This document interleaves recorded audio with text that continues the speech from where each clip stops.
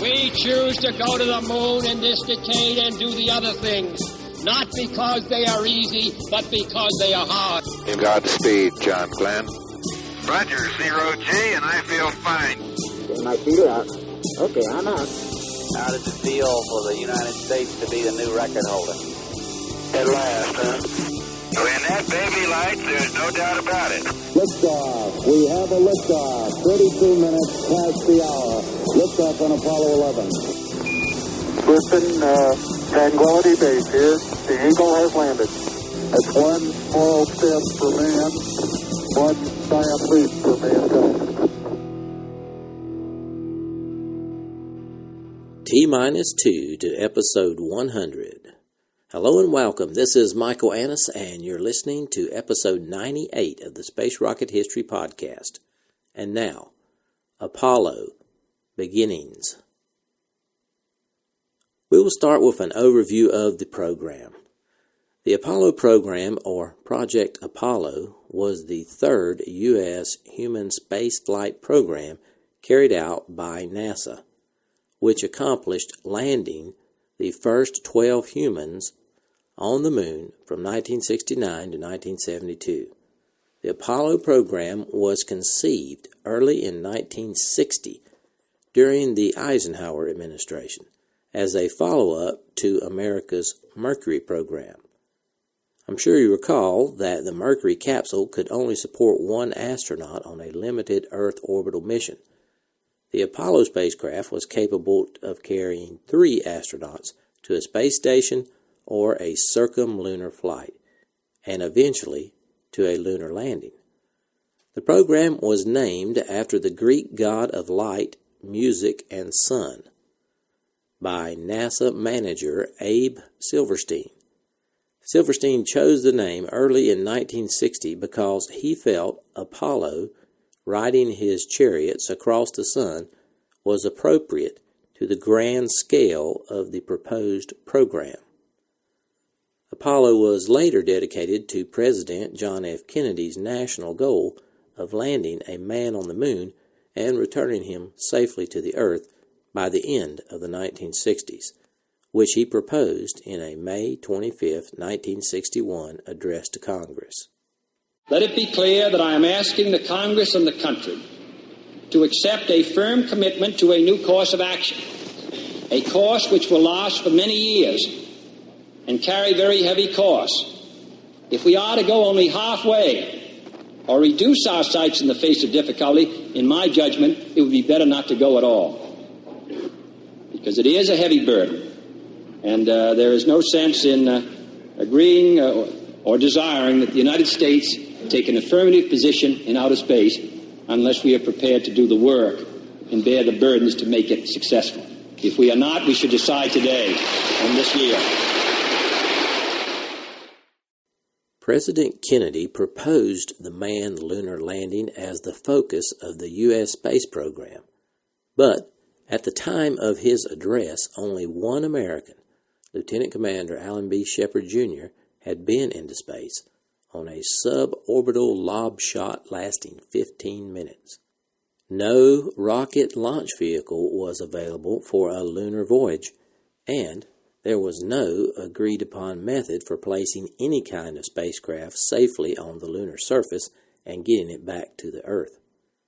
Nor was there an agreement with NASA itself on how it should be done. Kennedy's decision, although bold and startling at the time, was not made at random, nor did it lack a sound engineering base. Subcommittees of the National Advisory Committee for Aeronautics, NACA, which was the predecessor of NASA, had regularly surveyed aeronautical needs and pointed out problems for immediate resolution and specific areas for advanced research. After NASA's creation in October 1958, its leaders continued to operate in this fashion and less than a year later set up a group to study what the agency should do in near-Earth and deep space exploration. Among the items listed by that group was a lunar landing, a proposal also discussed in circles outside NASA as a means for achieving and demonstrating technological supremacy in space. From the time Russia launched its first Sputnik in October 1957, many Americans had viewed the moon as a logical goal. A two-nation space race subsequently made that destination America's national objective for the 1960s. Apollo ran from 1961 to 1972 and was supported by the two-man Gemini program, which ran concurrently with it from 1962 to 1966. Gemini missions developed some of the space travel techniques that were necessary for the success of the Apollo missions. Apollo used the Saturn family of rockets as the launch vehicle. The flights of Apollo were the focus of worldwide reporting and attention. The success of these flights is directly attributable to the less well-reported and less visible work of nearly 400,000 people in hundreds of different organizations. That the efforts of so many could be organized and coordinated so effectively is a tribute to American ingenuity and management abilities. Project Apollo encompassed more than simply sending men to the moon and back. It reflected a determination to show that humans had an important role to play in exploring space, as they had in exploring the unknown corners of the Earth in earlier centuries. That proposition was not universally accepted. From the time the space agency determined to put humans into space, many Americans argued vigorously against manned space flight on the grounds that it was unnecessary and inordinately expensive. Because of its accelerated pace, high technology, and need for reliability, Apollo's costs were high, expected to be $20 billion to $40 billion as early as mid-1961. But the program lasted longer than either Mercury or Gemini. President Kennedy knew it would be expensive, and he covered that in his address to Congress in May of 1961. Let it be clear that I am asking the Congress and the country to accept a firm commitment to a new course of action, a course which will last for many years and carry very heavy costs. If we are to go only halfway or reduce our sights in the face of difficulty, in my judgment, it would be better not to go at all, because it is a heavy burden, and there is no sense in agreeing or desiring that the United States take an affirmative position in outer space unless we are prepared to do the work and bear the burdens to make it successful. If we are not, we should decide today and this year. Apollo required 7 years of development and test before men could fly its machines. Apollo crafts carried men into space from October 1968 through July 1975. The Apollo program itself recorded its final return from the moon on Flight 17 in December 1972, after a dozen men had made 6 successful explorations on the lunar surface. Shortly thereafter, Skylab, using the basic Saturn launch vehicle and Apollo spacecraft hardware, sailed into Earth orbit, supporting crews on research missions up to 84 days in length during 1973 and 74. Apollo passed from public view in July 1975, following the Apollo-Soyuz test project flight, flown by American astronauts and Russian cosmonauts to make the first international space rendezvous. Even now, Apollo stands alone in sending manned missions beyond low Earth orbit. With the overview complete, let's start at the beginning.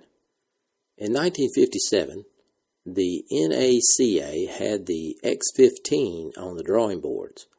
The X-15 was one of a series of rocket-propelled piloted aircraft intended to be capable of exceeding Mach 6 and climbing beyond 107,000 meters above nearly all the sensible atmosphere.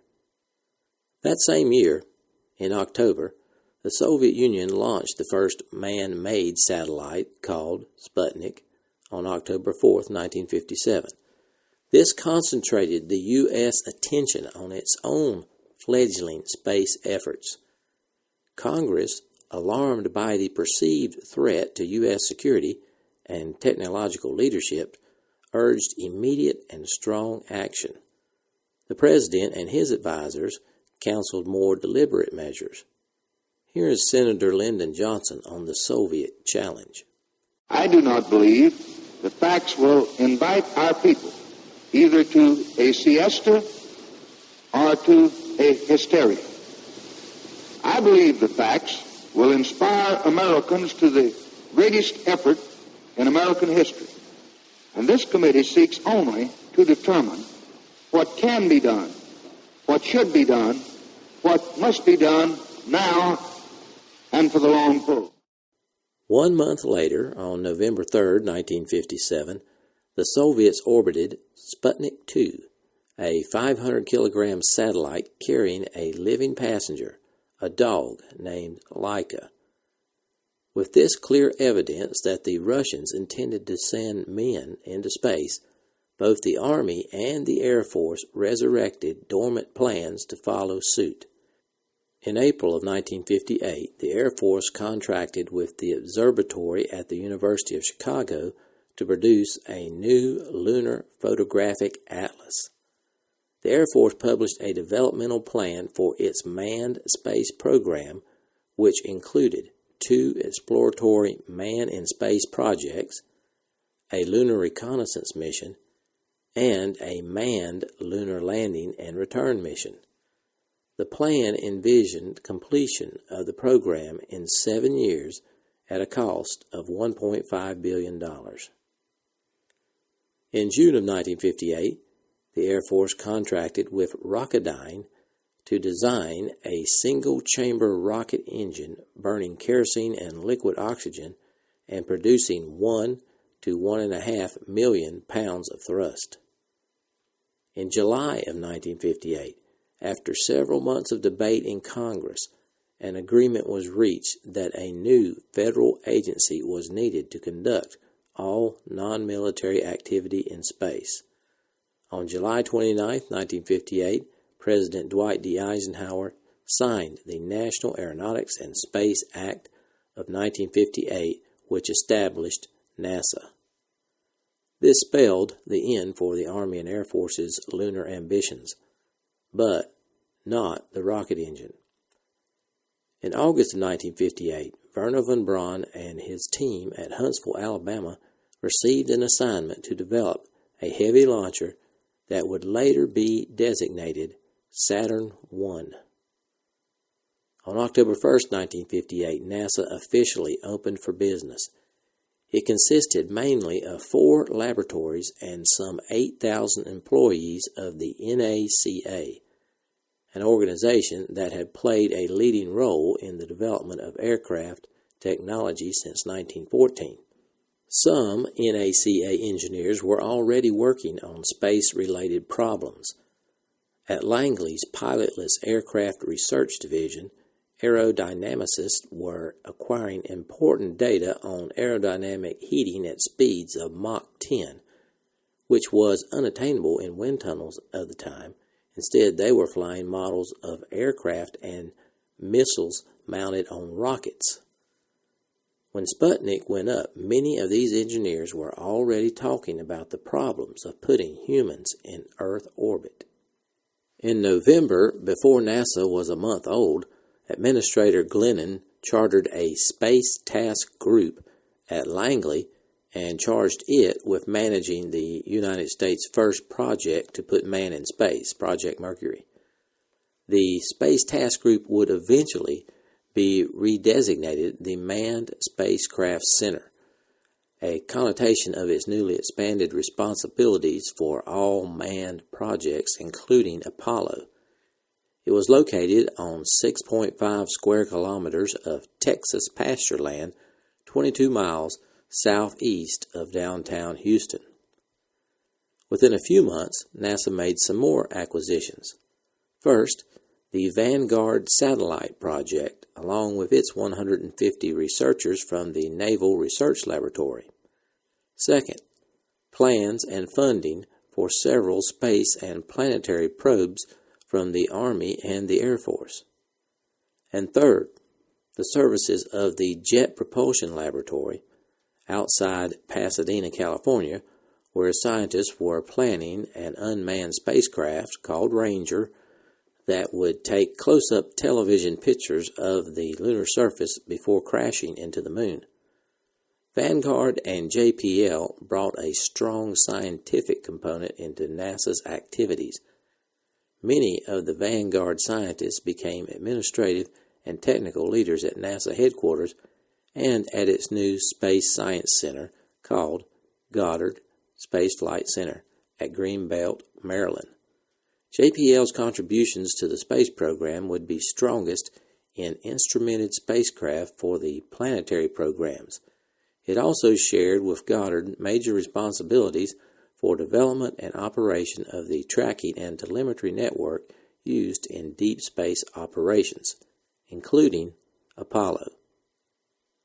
Also crucial to NASA's ambitious program in space was the ability to launch large payloads into Earth orbit and to send instruments to the planets.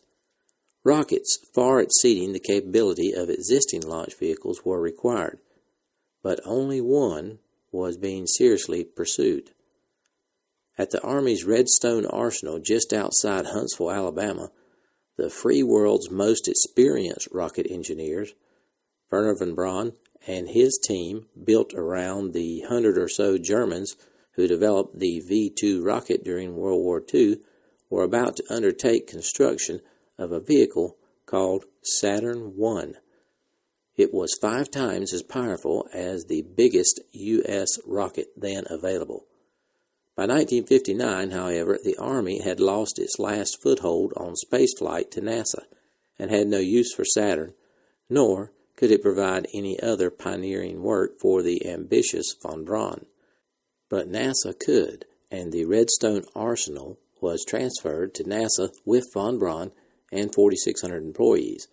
Their facility was renamed the George C. Marshall Space Flight Center. Within the next year, NASA would put the elements of a comprehensive space program in place. Marshall Space Flight Center would design, test, and launch the rockets and oversee their production by industry.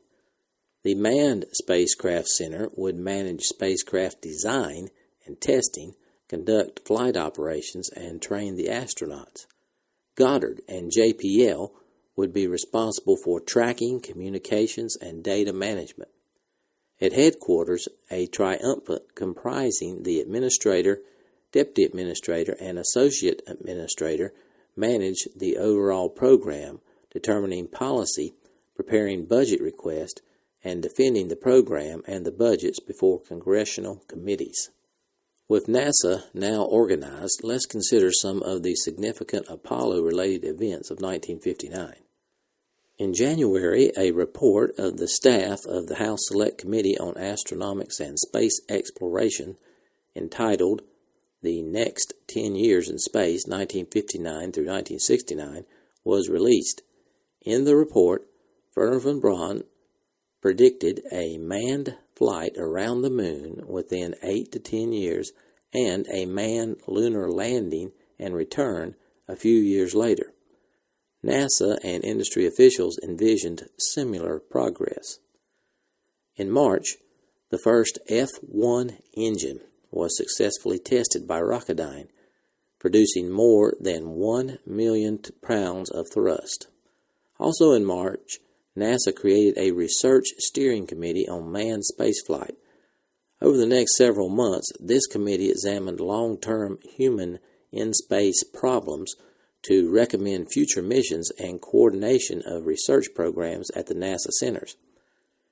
At its May 25th through 26th meeting, the committee recommended the manned lunar landing as a focal point for studies in propulsion, vehicle configuration, structure, and guidance requirements.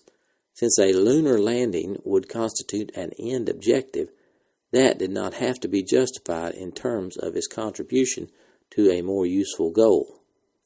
On April 1, 1959, NASA headquarters called for representatives from its field centers to serve on a research steering committee for manned spaceflight, headed by Harry Goet, an engineering manager at Ames, who became director of the new Goddard Center in September.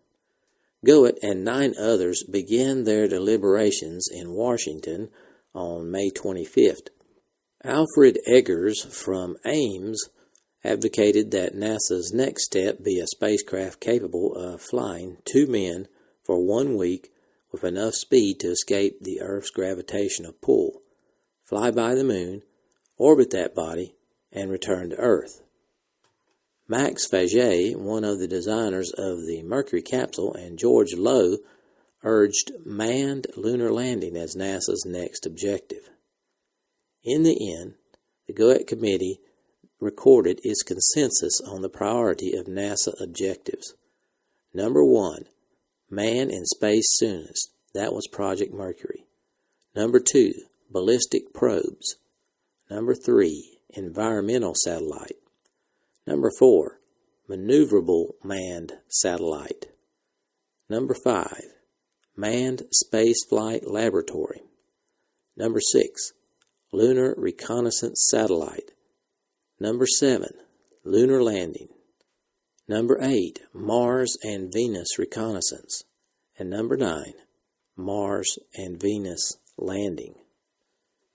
At the next meeting of the Goet Committee, the members heartily endorsed moon landing and return as NASA's major long-range manned spaceflight goal. Although the time had come for someone in authority to start making the decisions that could lift the moon mission out of the realm of research and start it on the path toward development, Administrator Glennon could not commit NASA to any specific long-range programs, especially lunar flight, knowing that President Eisenhower intended to balance the budget no matter what. This would preclude anything beyond Project Mercury at the time. Without presidential approval, NASA could only continue its studies and wait for a more favorable moment. During the summer of 1959, Gilruth formed a new projects panel within the Space Task Group. Meeting twice in August, the panel members identified a number of areas for research and recommended that work begin immediately on an advanced manned capsule, a second-generation spacecraft crewed by 3 men and capable of re-entering the atmosphere at speeds nearly as great as those needed to escape Earth's gravitational pull. The group was clearly planning a lunar spacecraft. Convinced that this should be the Space Task Group's next major project, the members further agreed that manned lunar landing should be the goal to design toward, and they assumed 1970 as a suitable target date. The thinking of the new projects panel, and that's what it was to Gilruth, just thinking, may have been premature, but it pointed out the need to raise the level and amount of manpower invested in planning advanced spacecraft systems. At a Space Task Group management meeting on November 2nd, Gilruth assigned Strauss, Robert Pyland, John Hodge, and Caldwell Johnson to delve into preliminary design of a multi-man, probably 3-man, circumlunar spacecraft and into mission analysis of trajectories, weights, and propulsion needs. The group focused on circumlunar flight as NASA's immediate objective. The team members dealt mostly with spacecraft design, but they also dipped fairly deeply into mission analysis. They adopted the idea of flying directly from the Earth to the Moon's surface. Again, however, these studies by the Space Task Group at Langley were only part of similar efforts going on concurrently at NASA headquarters, at Langley, at Ames, and at Lewis, and at several industrial contractors' plants. After the studies, the task of picking and choosing what to do would begin. At NASA headquarters toward the end of 1959, the Office of Program Planning and Evaluation, headed by Homer Stewart, drew up a 10-year plan. Much of it, especially the part dealing with manned flight, evolved from the GOET Committee's priority list. In addition to a program of unmanned lunar and planetary exploration, it called for manned circumlunar flights and a permanent space station in Earth orbit by the late 1960s. Lunar landings were projected for sometime after 1970. The headquarters plan recommended developing more powerful engines, fitting them to huge Nova-class launch vehicles as the most practical means of getting to the moon. Studies of rendezvous in space were underway as part of the Saturn vehicle lunar mission analysis, but Stewart's group anticipated that manned lunar exploration would depend on Nova.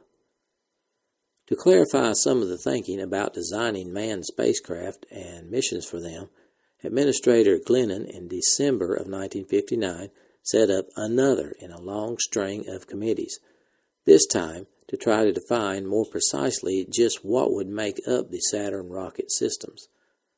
With Abe Silverstein as chairman, this group consisted of Colonel Norman Appold of the Air Force, Abraham Hyatt, and Committee Secretary Eldon Hall of NASA, Von Braun, George P. Sutton of the Department of Defense's Advanced Research Projects Agency, and Thomas Moose of the Office of Director of Defense Research and Engineering.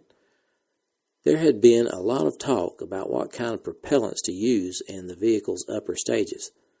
The Lewis Laboratory had researched the potentials of liquid hydrogen in combination with liquid oxygen throughout the mid-50s. Department of Defense and NASA research was aimed at prototypes of the Centaur rocket to prove the worth of these high-energy, low-weight propellant systems.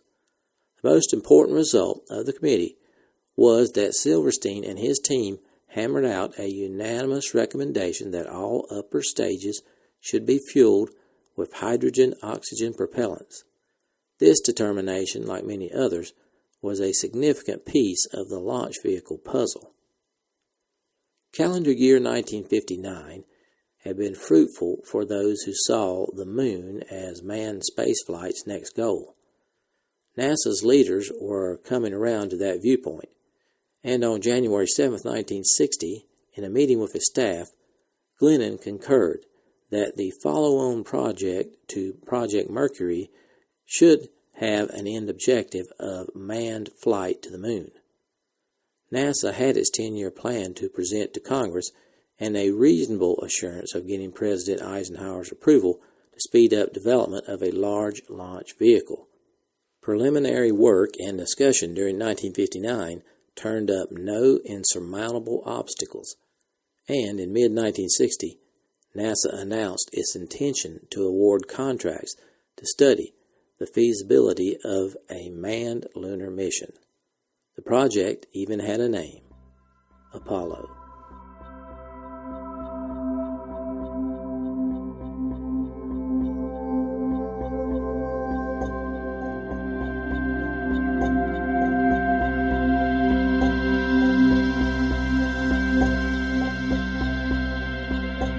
Thanks for listening to this archive episode of the Space Rocket History Podcast. If you are financially able, please support the podcast by going to the homepage, spacerockethistory.com, and clicking on the orange Donate button or the Patreon link. Thanks.